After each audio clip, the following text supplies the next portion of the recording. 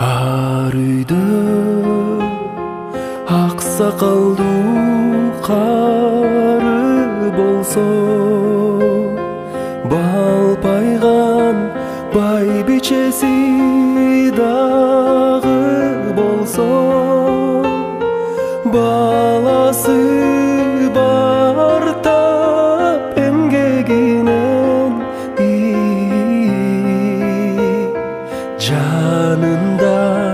жаркылдаган жары болсо, баласы бар тап эмгегинен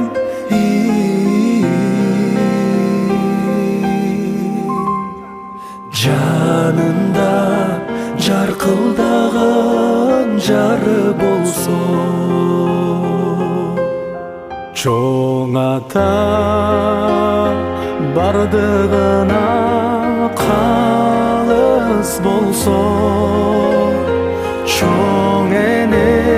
сук сөздөн алыс болсо,